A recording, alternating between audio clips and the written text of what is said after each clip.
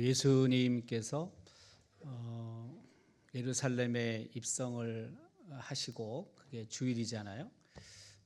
그리고 월요일에는 예수님이 다시 예루살렘으로 들어오시고 또 성전에서 성전을 깨끗하게 하셨습니다. 우리는 그것을 성전 청결이라고 부르죠. 그 예수님께서는 성전을 기도하는 집으로 생각을 하고 계셨고, 당연히 성전에서는 그 기도의 소리가 울려 퍼져야 하는데, 그 당시에 유월절을 맞이하게 되고 또 유월절을 보낼 때 그 제사에 필요한 그런 짐승들, 이제 그런 것들이 그 서로 매매가 되게 되고, 또 디아스포라들, 예루살렘을 떠나 있는 다른 나라에 살고 있는 유대인들이 그 유월절을 지키기 위해서 예루살렘으로 오고, 그리고 그때 자기들이 사용하던 그 곳에서 사용하던, 자신들이 살고 있는 곳에서 사용하던 이제 돈들을 가져와서 그게 서로 또 이렇게 바꿔줘야 되잖아요. 환전상이 필요하고, 뭐 하여튼 뭐 이런 일들로 인해서 성전이 기도하는 집이 아닌 물건을 서로 팔고 사고 돈이 왔다 갔다 하고 이런 거에 대해서 예수님이 불쾌하게 생각을 하시고, 그래서 환전상들을 쫓아내시고 또 비둘기 파는 사람들의 의자를 엎으시고 그런 사람들을 성전에서 내쫓으시죠. 이제 이게 고난주간 월요일에 있었던 일입니다. 화요일에는 예수님이 하나님의 말씀을 성전에서 가르치십니다. 수요일에는 그 예수님을 죽이려고 하는 모의가 본격적으로 있었습니다. 가야바의 집에 사람들이 모이고 예수님을 어떻게 죽일 것인가 서로 의논하게 되는 거죠. 그리고 그 수요일에 옥합을 깨트린 여인이 등장하죠. 옥합을 깨트려서 그 향유를 예수님께 부은 사건이 있습니다. 목요일은 예수님께서 제자들과 마지막 식사를 하시고, 그리고 겟세마네 동산에 올라가셔서 기도하시다가 예수님은 체포당하시는 거죠.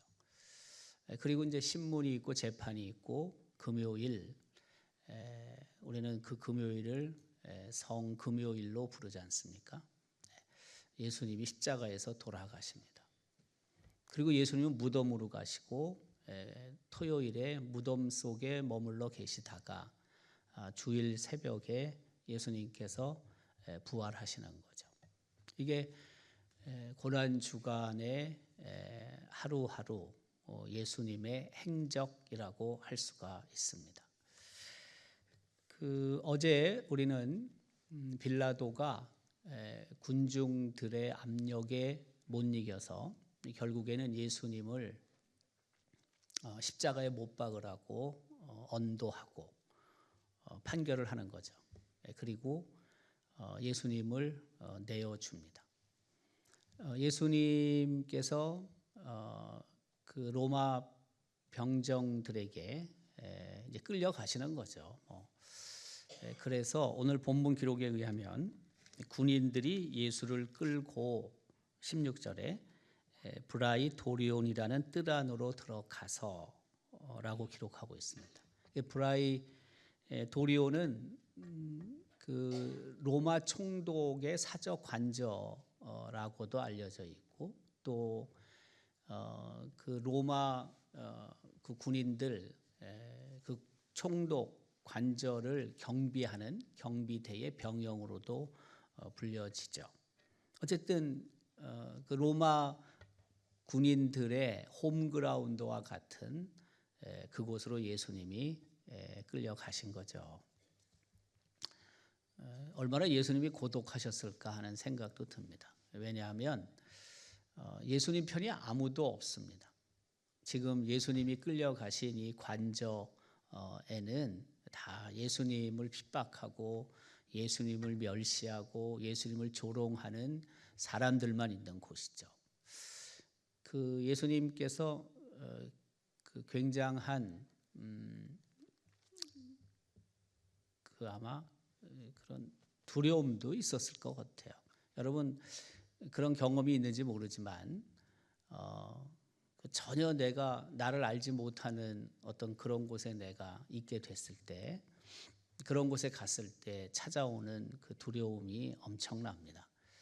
예전에는 뭐 좀 그랬던 경험도 있는 것 같아요. 뭐 여러분은 어떨지 모르지만 학생 수가 워낙 많았잖아요.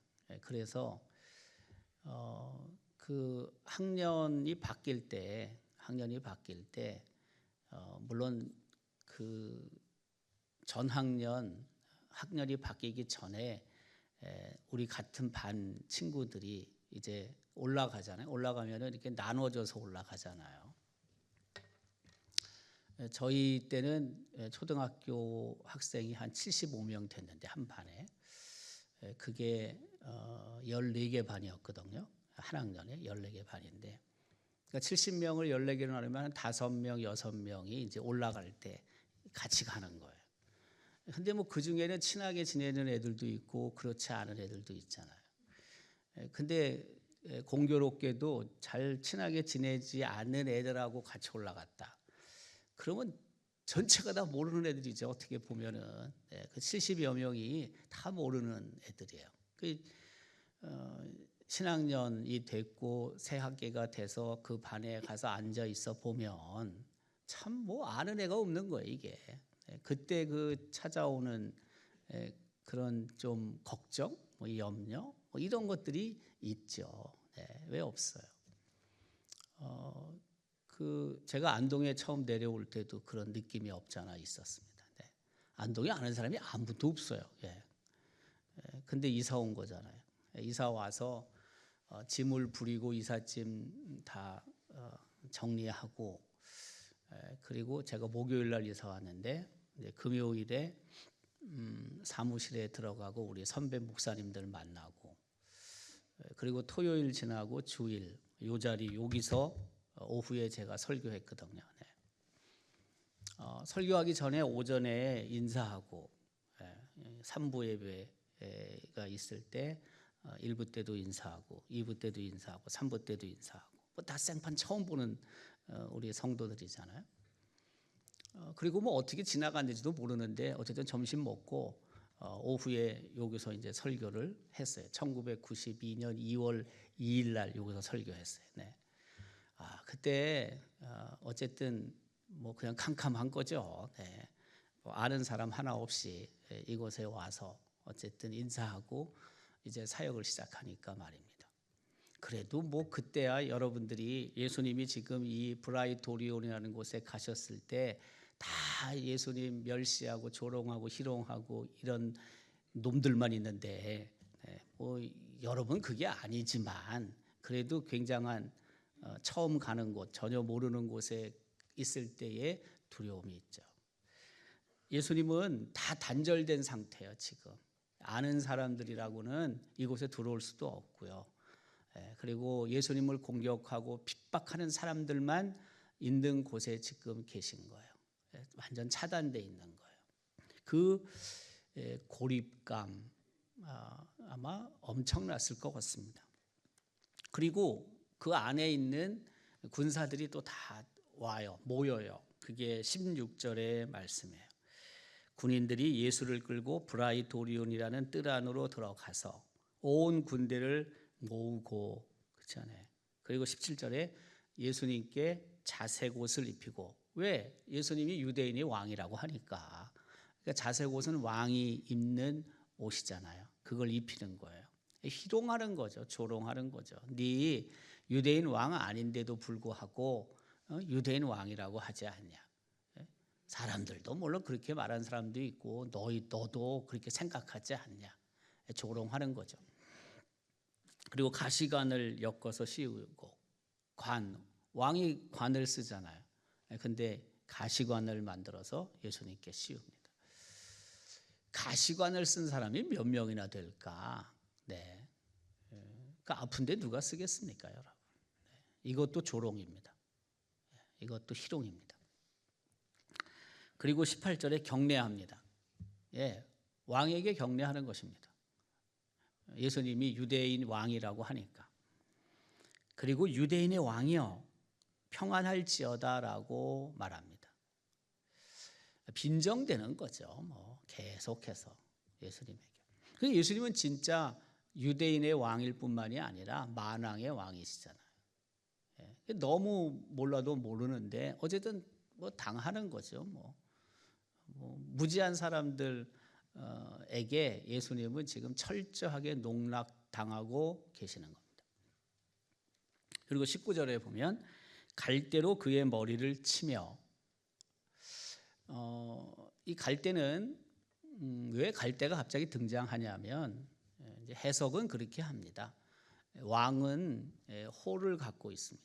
왕을 상징하고 있는 나무로 깎은 수도 있고 또 다른 재료로 만들 수도 있지만 어쨌든 그 호를 갖고 있잖아요. 그걸 이렇게 내밀기도 하고 승낙, 뭐 허락 그런 의미로. 근데 이 로마 군병은 그것 대신에 갈대를 준비한 거예요. 갈대를. 왜? 예수님이 왕이라고 하니까. 뭐 하나 들고 있어야 되지 않겠어요? 근데 그것 대신에 갈대를 준비한 거예요. 그래서 그 갈대로 예수님의 머리를 치고 침을 뱉고 꿇어 절했습니다. 왕 앞에서 절하는 거죠. 그런데 침을 뱉고 그다음에 머리를 칩니다. 왕에게 어떻게 이렇게 합니까? 그만큼 예수님을 무시하고 있는 것을 우리는 볼 수 있습니다. 그리고 20절에 기록하고 있죠. 희롱을 다한 후에. 그러니까 지금까지 한 게 다 희롱이었다는 겁니다. 조롱이었다는 것입니다. 희롱을 다한 후에 자색 옷을 벗기고 왕이 입는 옷 입혔다가 다시 뺐습니다. 그리고 도로 그의 옷을 또다시 입히고 십자가에 못 박으려고 끌고 나가니라고 기록하고 있습니다. 이 마가복음 15장 16절부터 20절까지의 말씀은 마태복음에도 그리고 요한복음에도 기록되어 있습니다. 사복음서에 다 기록된 건 아니고 마가복음, 요한복음 그리고 마태복음에 기록이 되어 있습니다. 이 현장을 생생하게 그린 그림이 있는데요. 여러분 갖고 있는 유인물을 보면 이거 그린 화가가 안토니 반 다이크라고 쓰여져 있죠. 가시관이 쓰여지는 예수님이라는 제목입니다. 저 지금 그림에서 일단 예수님을 우리가 주목을 좀 하면 좋겠습니다. 예수님을 주목하면은요, 예수님이 그림의 중앙에 계시고요. 그리고 예수님의 얼굴을 보면은 참 많이 지쳐 있습니다. 많이 지쳐 계시고요. 저는 저 얼굴에서 숭고한 모습은 볼 수 없습니다. 그런데 그림을 해석한 글들을 읽어보면 숭고한 예수님의 표정이라고 한 해석도 있는데 저는 전혀 느끼지 못하겠습니다. 예수님이 너무 힘드신 것 같아요. 너무 힘드시고 지금 왜냐하면 밤에 잠도 못 주무셨거든요. 예수님이 식사하시고 겟세마네 동산에 가셔서 열심히 기도하시다가 체포당하셨고, 그리고 계속 우리가 살펴보지만은 안나스 전 대사장 집에 가서 신문 받으셨고, 다시 가야바 현 대사장에게 또 신문을 받고, 또 산헤드린 공회가 있었고 밤에. 그리고 예수님은 빌라도에게 가셨고 헤롯에게도 가셨고, 그리고 나서 예수님이 십자가 언도형을 받는 거잖아요. 그게 뭐 얼마나 파김치가 되셨겠어요, 예수님께서. 우리가 알고 있지만 예수님은 100% 하나님인 동시에 100% 인간이신데, 그러니 그 목요일 아침부터 오전부터 저녁까지 계속 일이 있으셨을 것 같고요. 밤에도 뭐 한잠 주무시지 못했는데 뭐 얼마나 힘들겠습니까? 지쳐 있는 예수님의 모습을 우리는 볼 수가 있습니다. 그리고 이제 주목을 해야 되는 게 뭐냐면 예수님의 양 어깨, 그리고 예수님의 발, 그리고 예수님의 오른손 등, 그 다음에 예수님을 묶었던 줄이 보이는데 잘 안 보이는데 제가 이렇게 좀 확대했는데 예수님의 얼굴을 조금 더 우리가 자세히 볼 수 있죠. 너무 힘드신 얼굴이에요. 그리고 예수님의 어깨에 보면 약간 핏기가 보입니다. 핏기가. 그리고 예수님의 그 왼손 쪽에도 약간 붉은 기가 좀 없지 않아 보이고요. 이미 예수님은 채찍에 맞으셨을 수도 있고요. 그래서 어쨌든 피가 조금 보입니다. 예수님의 발에도 피가 보이죠. 예수님의 발에도 피가 보이고요. 네. 그리고 그 약간 끈 같은 게 보이는데 끈 끝에도 보면 발 쪽에 보면은 예수님을 묶었던 줄의 끝에 보면 피가 있습니다. 피가. 네. 그러니까 참 화가들이 그 성경에 있는 내용을 읽고 묵상하고 자기 나름대로 소화해 가지고 그림을 그리는 거거든요. 그러니까 얼마나 생생합니까? 진짜 저랬는지는 잘 모르지만 그러나 어쨌든 그 하나님의 말씀, 성경에 있는 본문 말씀을 그 그림들을 보면서 우리가 생각하지 못했던, 묵상하지 못했던 것들을 볼 수 있는 거죠. 뭐 여러분도 똑같은 거예요. 여러분도 성경을 읽고 여러분 나름대로 묵상을 하잖아요. 그러면은 다른 사람이 보지 못한 것을 보고요. 다른 사람이 듣지 못한 하나님의 음성을 듣죠. 그러니까 어떻게 보면 완전히 뉴원이죠. 뉴원. 우리가 늘 생각하고 늘 보는 게 아닌 그때 하나님께서 성령을 통해 나로 하여금 보게 하시고 깨닫게 하시는 게 있거든요. 올드원이 아니고 늘 있는 거 아니고 다는 아니지만 그러나 아주 새로운 것들을 깨닫게 하시죠. 새로운 것들을 보게 하시죠. 이게 뉴원이에요. 뉴원. 근데 지금 저 그림들을 통해서도 화가가 묵상하고 영감을 얻어서 그린 것들을 보면서도 우리는 그런 것들을 느끼는 거예요. 그 예수님이 지금 십자가형을 언도받고 십자가를 지고 골고다를 올라가시고 언덕을 올라가시고 세워지고 뭐 그 이전에도 이미 예수님은 너무나 힘든 시간을 지금 보내고 계시는 겁니다. 안타깝지만. 자, 그리고 아까 그 그림 전체 그림 중에서 지금 우리가 주목할 것은 예수님의 뒤편에 있는 두 명의 군사입니다. 군사. 두 사람이 있는데 한 사람은 갑옷을 입고 있습니다. 투구를 쓰고 있습니다. 왼손은 예수님의 머리를 잡고 있습니다.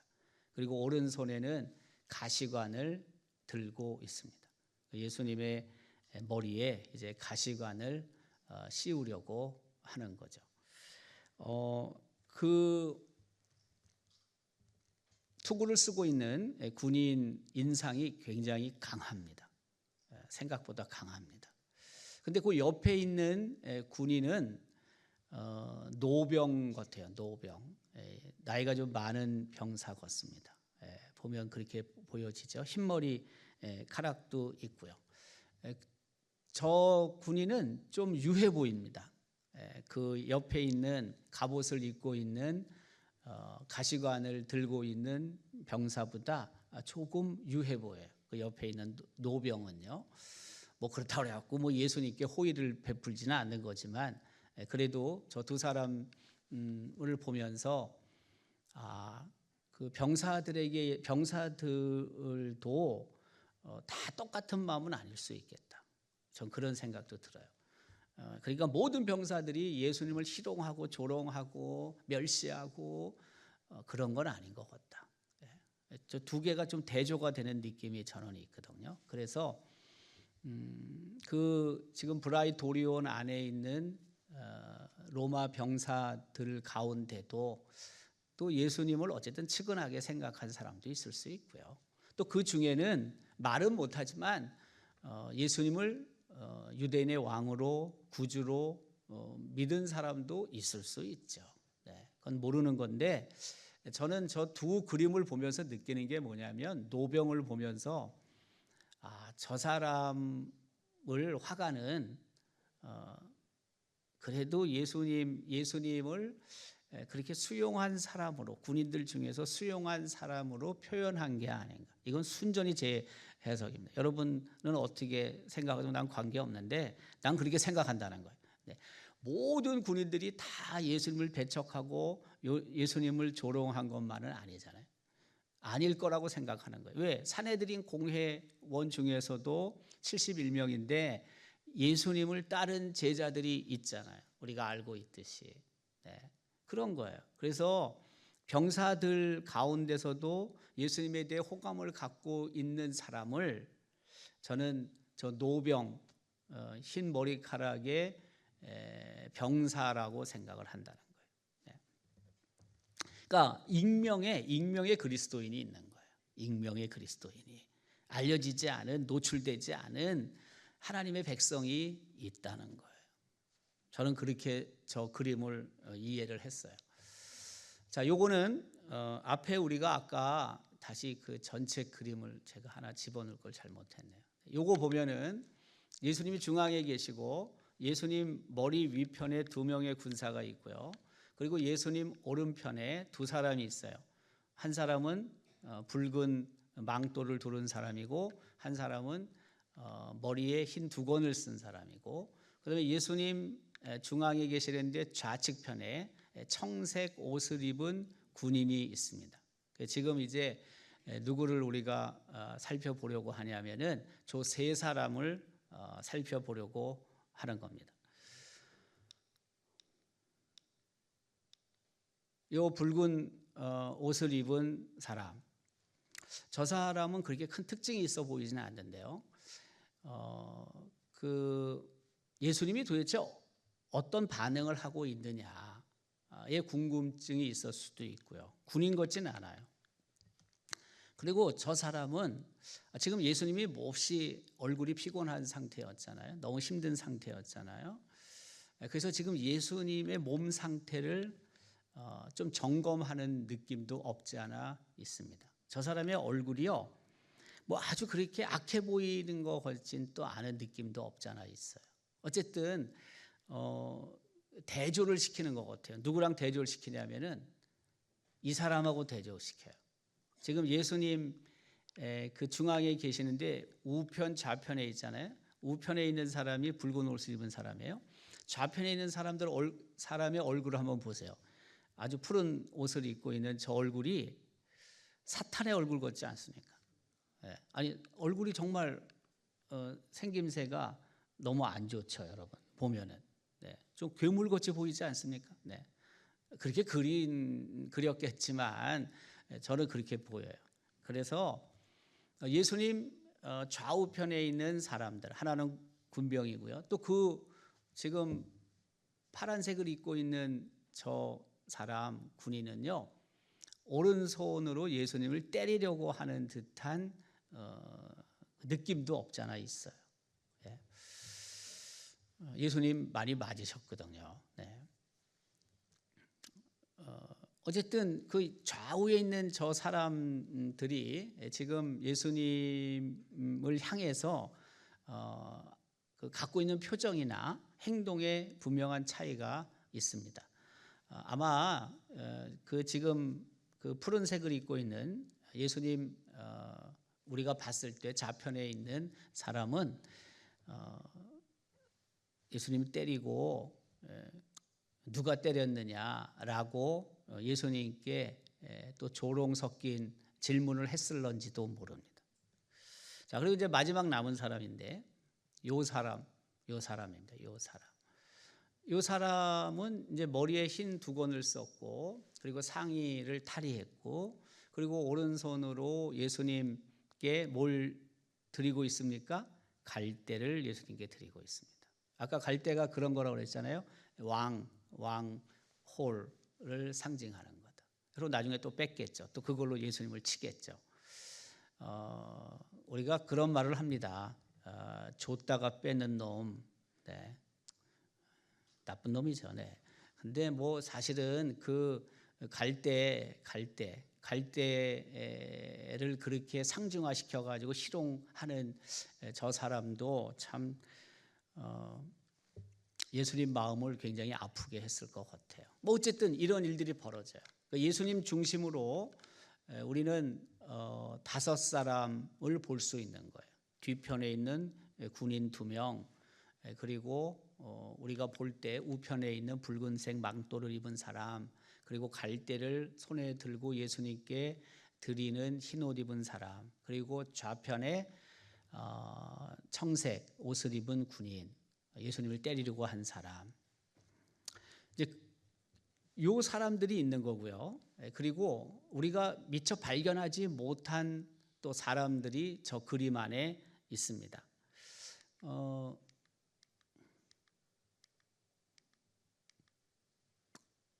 자, 우리가 다 찾은 것 같은데 여러분 저 그림에 뭐 숨은 그림 찾기는 아니고 여러분 저 그림을 보면은 여러분이 볼 때 좌측 끝에 보면은 좌측 위에 끝에 보면은 뭐가 보이지 않습니까? 창살이 보입니다. 창살이. 그러니까 예수님이 지금 어디 계신다는 겁니까? 감옥에 계시다는 겁니다. 감옥에. 그리고 그 창살에 사람 2명이 보입니다. 잘 안 보이십니까? 네, 그래서 이제 확대를 하면 이렇게 되는 거죠. 저렇게 나오는 거예요. 저걸 확대하면 저렇게 나와요. 2사람이 있어요. 근데 한 사람은 그 광경을 지금 직시하고 있습니다. 근데 그 옆에 있는 사람은 직시하지 않고 시선 처리가 어떻게 돼요? 안 보는 거죠. 아래로 가 있죠. 근데 그 안에서 벌어지는 일들을 보는 것 같지 않아요. 저 사람은 아마 예수님이 저렇게 당하고 계시는 모습을 보고 싶지 않았던 것 같아요. 또는 볼 수 없었던 것 같아요. 그 예수님이 지금 저 창살 안쪽에 계시는 거란 말이에요. 저 사람들이 감옥 안에 있을 이유는 없잖아요. 네. 그러니까 예수님이 지금 감옥에 있다고 봐야 되잖아요. 그러니까 예수님이 철저하게 고립되어 있는 겁니다. 지금 또 저기서도 철저하게 단절되어 있는 겁니다. 그러나 한편으로는 또 어떤 의미가 있습니까? 예수님이 지금 그렇게 희롱을 당하시고 감옥에 계시는데 저 그림으로 봤을 때 여전히 예수님에 대해서 관심을 갖고 있는 사람들도 있었다는 것을 보여주고 있는 것입니다. 고립되어 있고 단절되어 있는 것은 분명하지만 그럼에도 불구하고 예수님을 마음에 두고 지금 도대체 어떻게 돌아가고 있는지 그에 대한 관심을 갖고 있는 사람들을 상징화시킨 거라고 볼 수 있는 거죠. 네. 왜 없겠습니까? 당연히 있겠죠. 예수님을 십자가에 못 박으라고 그렇게 외친 사람 중에도 제가 봤을 때는 그 잠깐 시간 동안 다시 예수님께로 돌아온 사람도 있었을 것 같습니다. 여전히 그 예수님에 대한 일편단심 마음을 갖고 있던 사람들도 있었겠지만, 물론 소수죠. 있었겠지만 말입니다. 그리고 이제 우리가 하나 마지막으로 봐야 될 게 있습니다. 자, 이제 다 됐는데요. 여기 우리가 감옥 안에 있는 사람은 예수님 포함해서 6명. 그다음에 감옥 바깥에 저 바깥에 있는 사람은 2사람. 그리고 또 하나가 남았습니다. 여러분 볼 때 좌측편 아래 검은 뭐가 하나 보입니다. 검은 게 뭐 안 보입니까? 네, 보이죠. 네. 개를 딱 맞히시네요. 저게 개입니다. 예. 지금 봤을 때 왼쪽 아래 검은 물건이 하나 보이는데 저놈이 개입니다. 네.